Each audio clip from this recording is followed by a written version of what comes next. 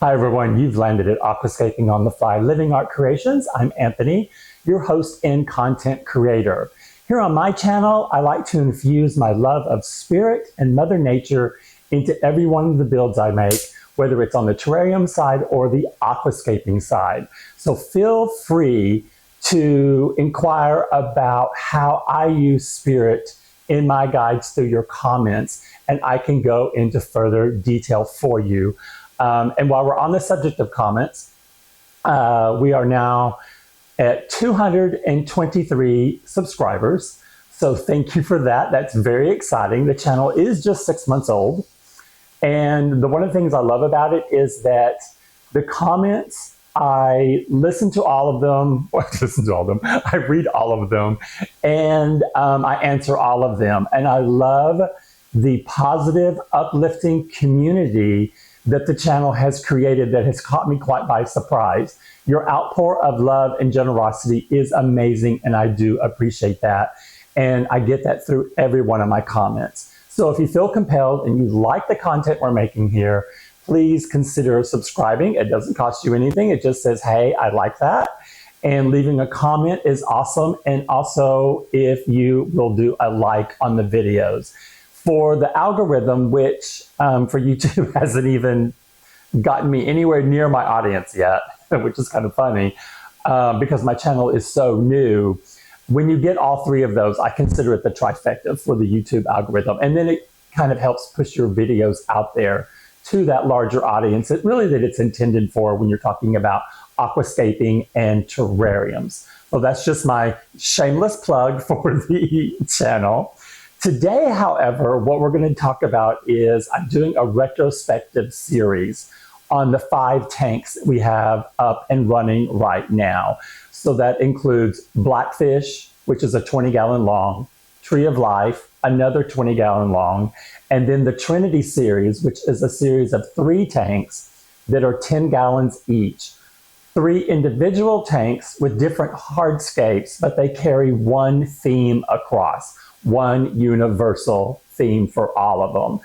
And what we're going to do is we're going to delve into a lot to do about the shrimp that's in each tank and the challenges that I have faced with the shrimp.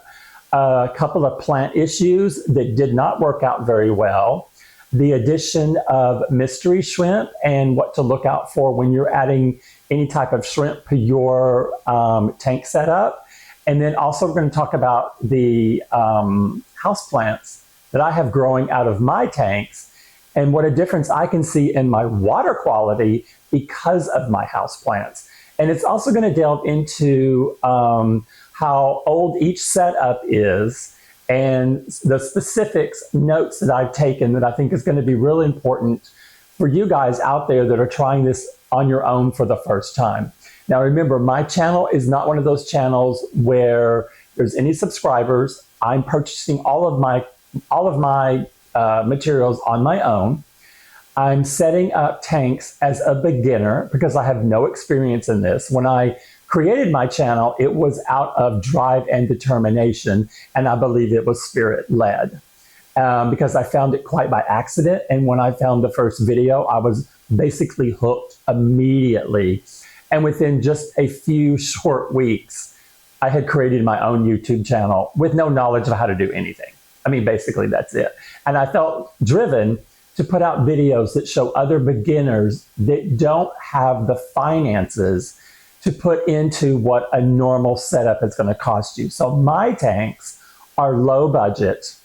They are no tech except for one little 3 or 5 watt pump that I use just to circulate water around because for me, I am a Cancer, and Cancers love the sound of water. It's very therapeutic for us, and I like hearing the slow motion of the water in all the tanks around me because my studio is my living room. So when I'm in here, it's awesome. And that's also something I do want to touch on now in this intro.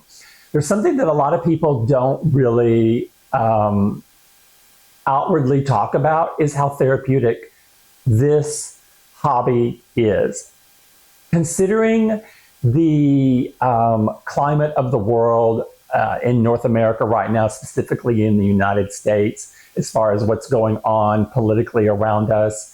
There's so much uncertainty. It's nice to have something when you come home that your sanctuary is you can unplug from. And when unplug, I mean the television and your mobile device. Because, you know, when we have our mobile devices, we're connected to them 24/7. This is a hobby where it forces you to put that down and focus on the very simple things in life. And setting up a tank in your own home or office or wherever that's most important your safety place is, it's great to have an aquarium set up and a terrarium set up. I get just as much joy out of watching my, oh my gosh, I just went blank, Desert Oasis fireplace terrarium. I'm allergic to smoke, so my fireplace here is useless. So I turned it into a terrarium and I call it Desert Oasis. The plants in there change daily, and I do mean that. They move around as much as they can, fighting for dominance on who's going to be the dominant plant and who's going to get the most sunlight that day. It is a trip to watch them. It's fascinating. So with the tanks, when you put it together yourself and you're deciding on your hardscape and your rocks and your gravel, I'm that channel where we go out into nature and we get inspired. And it's usually always a hardwood piece that I start with, that when I pick it up, I know immediately what I'm supposed to do with it, or I know immediately the name I'm going to call that tank. And that has been the rule of thumb for every single one of these builds I have started with. It has started with a walk in nature, and I have found something, I brought it home, I knew what to do with it, and it's just a matter of, okay, now where am I going to find my rocks? What kind of gravel am I going to use? So I have one tank where I got my rocks from a riverbed. I normally try to scavenge landscaping sites where I know they throw their trash away, because that's a gold mine for me. I can find rocks and dead shrubs and limbs and all kinds of stuff there. And then I just bring it home and I prep it. You know, you just have to really prep it really, really well to be able to put it into your aquarium. So therefore, I'm not spending any money on my hardscape or my rocks, and a lot of times my gravel. So my substrate and my tank. So the substrate, I do use an aqua soil substrate. My tanks, I get 50% off at PetSmart, and I wait until they have the additional 20% off coupon that's usually online. So I don't pay anywhere near what someone else is paying for their setup. So I'm not putting any extra equipment into it. And the lighting I use is very low budget, but I'm still using full spectrum grow lights. But I use the mini strips, and you'll see them on my video, but they're attached to the studio around it so that the light is coming down. I did have them attached right on the tanks, which is why I was using the, if you get your tanks from like PetSmart or Petco, and they've got the black little banding at the top and the bottom, I use that.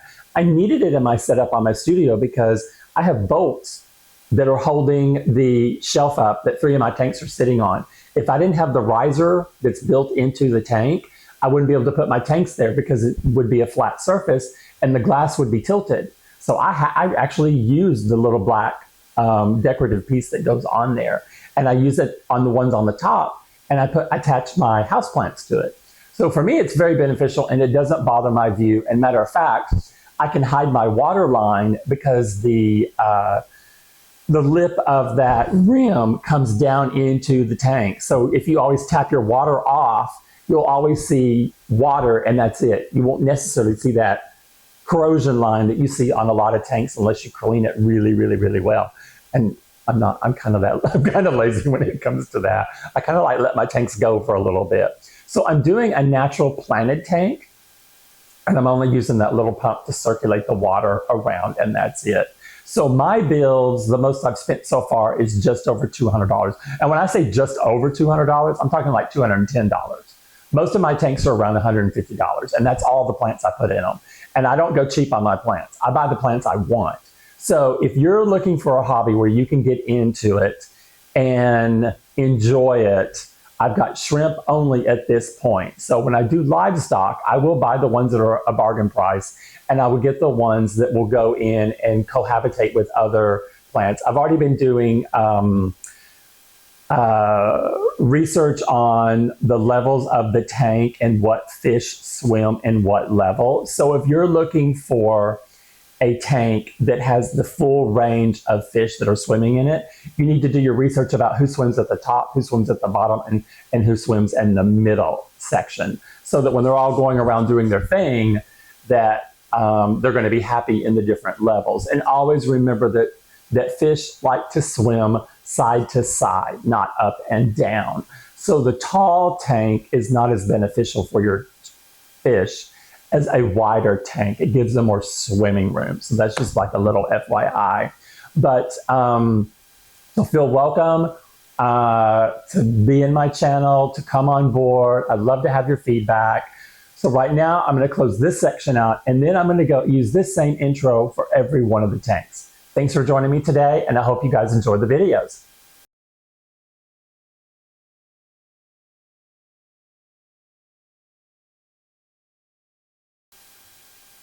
All right, so what we have here is blackfish. Now, let me pull out momentarily just so you can see how high up it comes out.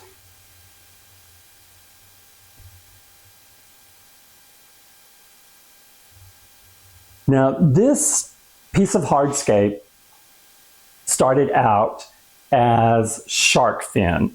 I found this in nature exactly like it is. I've done nothing to it. And when I first saw it, I thought, oh my God, it looks just like a whale with this massive, dorsal fin standing straight up. But I called the first build on it, which was on the terrarium side. I covered it at the base with moss, terrestrial moss, and then I installed the drip line through it to where you couldn't see it. The problem was the drip line, I was using tap water, and when you use tap water, it clogs up the drip line, and so it ended up, drying everything out. And so the moss I had to pull off, and I left this sitting outside for several weeks before I could figure out what else I wanted to do with it, and it just hit me. It just hit me to go ahead and submerge it into a tank by itself. And yes, this is a political piece because it's called Blackfish Now, which is the same namesake of the SeaWorld documentary that shows how they treat these majestic animals in their parks. And I felt the whole purpose of this build, I wanted all of my greenery to be on Blackfish itself. So you have Java Fern on the backside, you have Anubias Nana Petite growing up the top side of it, and then I've got a couple of Bucephalandras that are also attached to it. When I decided I wanted to put shrimp and I have some fish in mind that I want to add to this, I was like quite alarmed because they need places to hide, they need the foliage, or they would just feel too exposed and it could stress them out.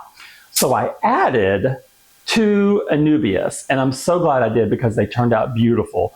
On your left is Anubias butterfly. They're these big, massive leaves that just look gorgeous, and on the right is gigantic.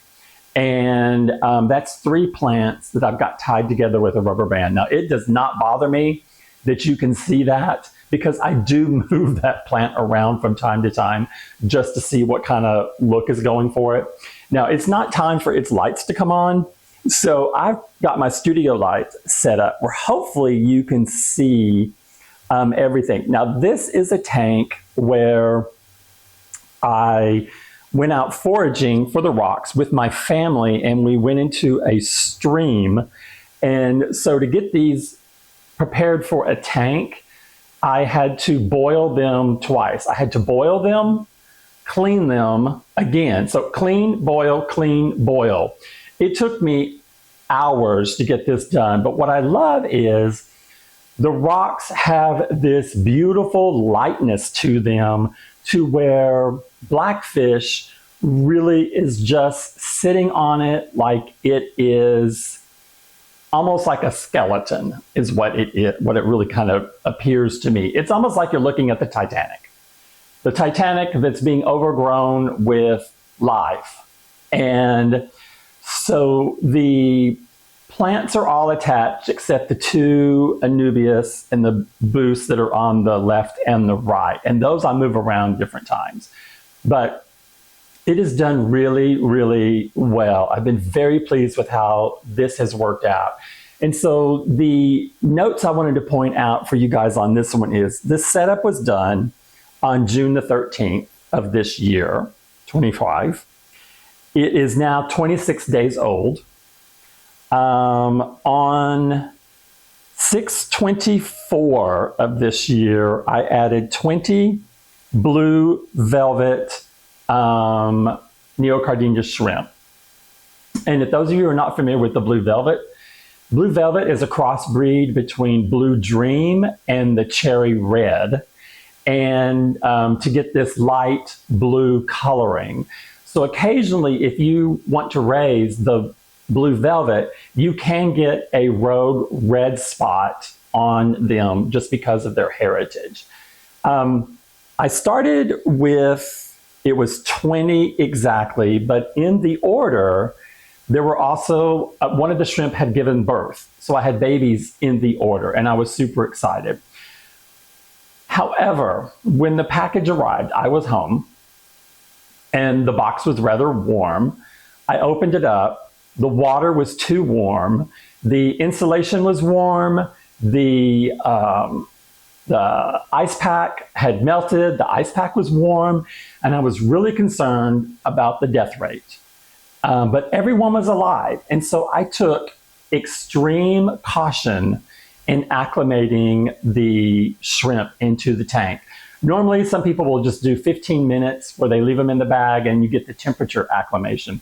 I did it for a full hour just to make sure that I had no problems with them because I knew the water was too warm and I was really quite concerned about that. And then the drip application I did 2 full hours before I introduced them into the build. Now, the day one, when I introduced them into the build, they were all alert, they were all swimming, but by the next day, I only had 3 that were alive.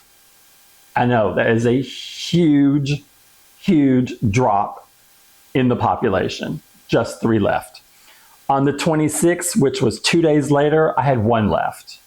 And I knew it was because of the temperature. Now, I was issued a refund, which I was glad about that. But emotionally, it gutted me because I was so excited to put the shrimp in this. And I just had a really hard time dealing with that massive of a death rate. Well, as of today I did water parameter testing, so I can give you all my testing information. But I have found still 1 confirmed alive. And when I say confirmed, I have to check my tanks at night with a flashlight because they hide during the daytime. But I did find 5 confirmed babies because shrimp give live birth. So you can tell the difference between a shrimp and one of those little white spots that floats around that's in there for healthy reasons, some type of a microorganism. You'll see those if you put a flashlight into your tank. You'll see them in your tank and they're fine. You don't have to worry about it. I kind of freaked out, but I did the research on it and they're okay. But you can tell the difference between a shrimp because a shrimp will hop around like shrimp like to do. They'll hop around and then crawl on something. Where they like to stay, where I found 4 of them, was in this little area right here on this rock. But in the daytime, you will not find them. Now these little dots, these are baby snails. I don't know if it's mystery snails or if it's the same snails that hitchhiked in from a plant order. So I'm not sure what they're going to be, but they're crawling all over everything. I love the fact that they're doing well.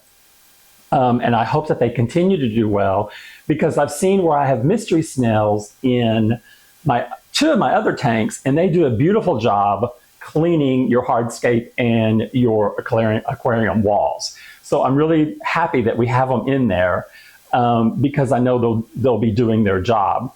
Now, so this build, the hardscape I found in nature, how I attached it, as you can see just a little hint right through here. I use fishing line, and I put 3 suction cups attached to the bottom of the tank, and I wrap the fishing line around the build and attach it to the suction cup. So the hardscape is not attached to any of the rock. It's attached by itself first. Then I added the rock, and then I added the sand. Okay, don't do the sand last like I did because it was a big mess.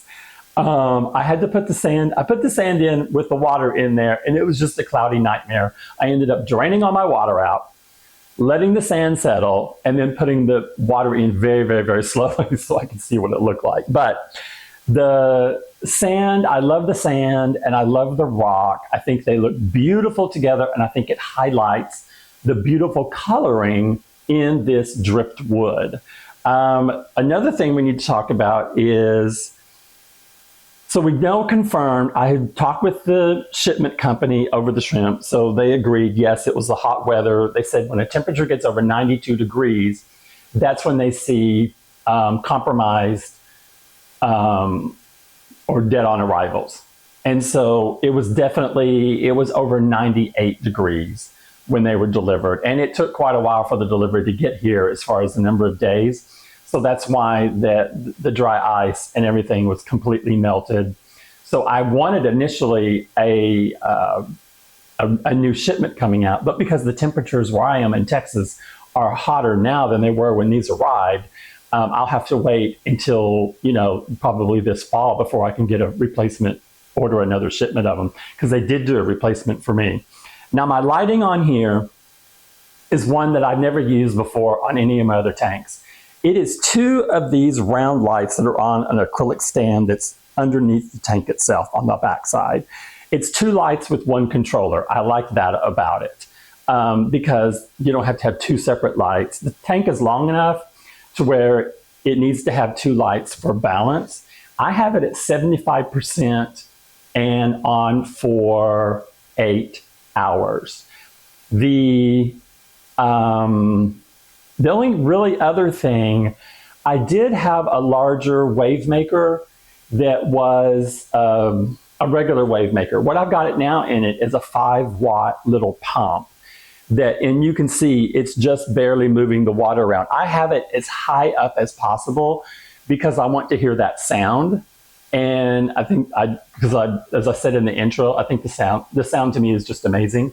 So I put it as high up as possible, but you can put this a lot lower to where you can have it, or in the middle to where it's still going to do the same thing. It's still going to circulate. You can see every once in a while, you'll see a piece of debris and it literally goes around like a racetrack. It'll go around and come back. So what's nice about that is you can put your net in there and just hold your net in one spot and everything, you'll catch everything that's floating around. So every once in a while, if you want to just do some like mini touch-ups to cleaning or whatever, I take a little paintbrush and I brush the sand off of my rocks, and then that kind of stirs up a little bit, and I brush it off of the leaves of the plants, because when this was full of shrimp, they were all over the place, and they were having fun in the sand substrate. I mean, they were loving it. They were playing with it. But it does kick it up and it does get in there. So that's another reason why I keep the water motion at the top versus down low, so that it, you know, lowers that ability. Overall, I am thrilled with the way this turned out, being that it is very, very structural. And I think it's very symmetrical because you can see the tank now from both sides. I did originally have this on a table where you could only see this side of it. And I had to move it because of the shelving system that I just built for a new series of 5 tanks that's going to be coming out called the Rainbow Series. And I had to move this, and I moved it over by the French doors, and I took the back off of it, and I loved it because I could see all the way through it, and I could see on both sides. Well, it just didn't work sitting there, so I had to end up taking everything off my bar and just centering it on the bar, which I love now because anytime I'm standing in the kitchen, I'm looking directly at the tank. And that part I just love about it. Now I'm gonna go freehand with my camera. So bear with me because I want to show you the detail of what we've got going on with blackfish. Okay, sorry for the reflection, but I've got everything turned off that I can. Now, it did have a mystery snail in it, which was doing a beautiful job, but I moved it to another tank. But on here, you can see how blackfish has a tail. It has its own tail. It's just been blocked by these rocks I put here, because guess what? These are caves. So there's a cave here. There is, sorry, the light's in the way. There's a massive cave in here. All the caves connect. So you can go underneath. These shrimp and the eventual fish will be able to go under everything. There is this constant space underneath the build itself.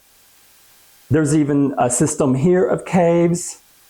And let me go to the other side. Hang on. Okay, so here we are on the kitchen side. And you can see, oops, I was hitting the zoom without knowing.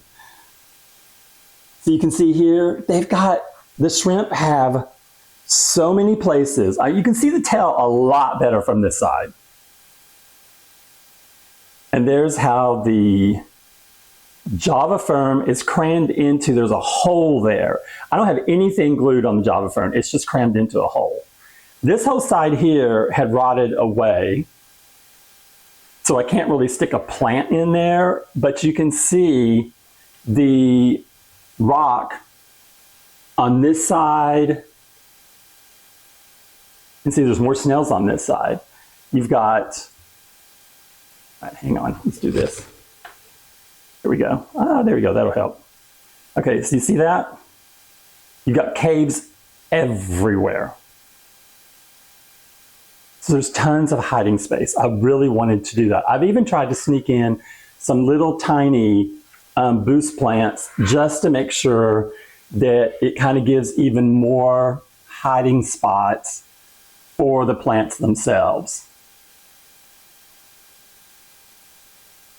So you can see this side, and that's where I've got the plants. The Nana Petite is honestly, it reaches the top. But look how much water it holds up here as well. I did have two up there higher, but I lowered them because I was afraid they would just, you know, stay dried out. But I love the color and the striations in the wood itself. I think it's absolutely gorgeous. And let's get back around to the other side. And so here you can see just what we've got going on. I see some roots are coming out much bigger than they were before. I see two of them. See these two right here? They weren't that big. But I do dose this with fertilizer every single week, liquid fertilizer. Okay, so on this side, you can see the plants growing up. Now, the one downside to this, because this wood stays wet, I have to keep my gnat zappers on 24/7 because they love to, I was trying to see if we could find, no, I don't see any babies. They usually do not come out in the daytime. It would be nice. And there's only one of the male adult blue velvet shrimps in here, so we won't see it. It only comes out at night as well. But you can see how down here at the foreground, I just love how this turned out. There's nothing that I would do different on this build except for the shrimp that came in. I wish I had done more research on the temperatures and what I could expect realistically that would happen. So again, hardscape, nature, rocks, nature, sand I already had. This build did cost me, I think it was $210 because I bought all the plants at once that are on Blackfish from Boost. And then I added the Anubias, and I think I got those from APF because they had them. There's certain plants that certain vendors only sell. And I added those, and I think that was another like $60 in plants, just because I was afraid I didn't have enough plant life for the fish that I want to put into this. So yes, I do plan on putting more shrimp in it, but not until the temperatures are cooler, because I cannot get the blue velvets anywhere around me. And if I could find any shrimp around me, they're astronomically priced. So for me, I'm trying to be a bargain hunter. I do want to put livestock in this. I'm just going to give it time. I want those baby shrimps to grow before I put anything in here, because I don't want to jeopardize their health. So hope you guys enjoyed. Hang out for the next video. It'll be in the feed along with this one. I will do one compilation where they're all together, but I'm doing separate ones. So this is your introduction to blackfish. You guys have a great day. Bye-bye.